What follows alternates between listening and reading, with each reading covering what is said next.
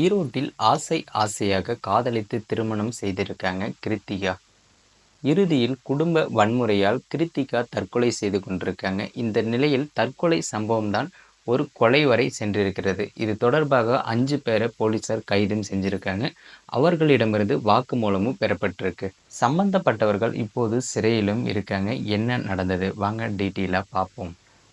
ஈரோடு மாவட்டம் கதவணை நீர் நிலையம் அருகே ஜல்லிக்கல் மேடு பகுதியில் அழுகிய நிலையில் ஆண் சடலம் ஒன்று கடந்த 13ஆம் தேதி மீட்கப்பட்டிருக்கு. ஆனால் இறந்தவர் யார் என்று அடையாளம் தெரியவில்லை.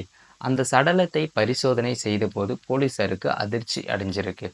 எப்படின்னு பார்த்தீங்கன்னா, உடலில் கற்கள் கட்டப்பட்டிருந்திருக்குது மற்றும் வயிறு மற்றும் மார்பு பகுதியில் பிளந்து இருக்கு.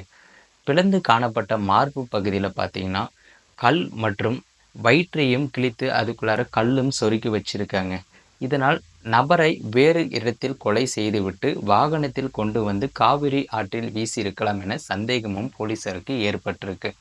எனவே இது தொடர்பாக விசாரணையும் போலீசார் செஞ்சிருக்காங்க. அப்போது உயிரிழந்தவர் பவானி தொட்டியம்பாளையத்தைச் சேர்ந்த மதியழகன் என்ற 30 வயது டிரைவர் என்பது தெரிய வந்திருக்கு. இவர் பார்த்தீங்கன்னா 24 வயதுடைய கிருத்திகா என்ற பெண்ணை காதலித்து திருமணமும் செஞ்சிருக்காரு. ஆனால் குடி போதைக்கு அடிமையான மதியழகன் பார்த்தீங்கன்னா தினம் தினம் குடித்து விட்டு வந்து கிருத்திகாவை கொடுமையும் படுத்தியிருக்காங்க.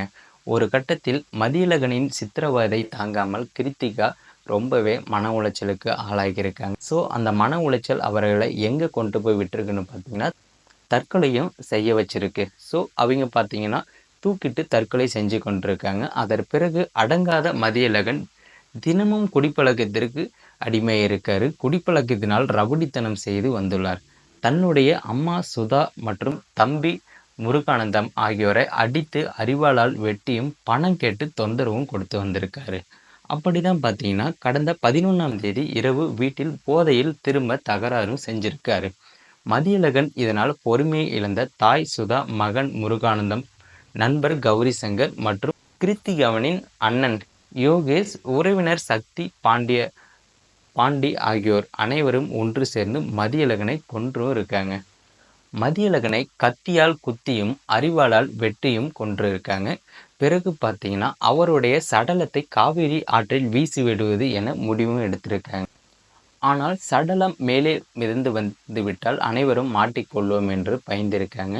அதனால் தண்ணீருக்கு மேல் சடலம் வராத வகையில் சடலத்தை வயிற்றை கிழித்து மார்பை பிளந்தும் கற்களை வைத்து கட்டினார்கள். பிறகு ஆம்னி காரில் எடுத்து சென்று காவிரி ஆற்றில் ஜல்லிக்கல் மேடு பகுதியில் பார்த்தீங்கன்னா அந்த உடலை வீசி இருக்காங்க. அவரவர் வீட்டுக்கு சென்று விட்டார்கள். பின்பு பார்த்தீங்கன்னா ஒரு கட்டத்தில் உடல் தண்ணீரில் அழுகிவிடவும் அது மேலே மிதந்து வந்திருக்கு. இதன் பிறகுதான் பார்த்தீங்கன்னா இந்த கொலை வெளிச்சத்திற்கும் வந்திருக்கு. இப்போது பெற்ற மகனை கொலை செய்த தாய் உட்பட 5 பேரையும் போலீசார் கைது செஞ்சு கொலைக்கு பயன்படுத்தப்பட்ட ஆயுதங்கள் மற்றும் ஆம்னி கார்கள், ஒரு பைக்கையும் பறிமுதலும் செஞ்சுருக்காங்க. இறுதியாக பார்த்தீங்கன்னா கைது செய்யப்பட்ட 5 பேரும் பவானி குற்றவியல் நடுவர் நீதிமன்றத்திலும் ஆஜர்படுத்தப்பட்டு ஜெயிலிலும் அடைச்சிருக்காங்க.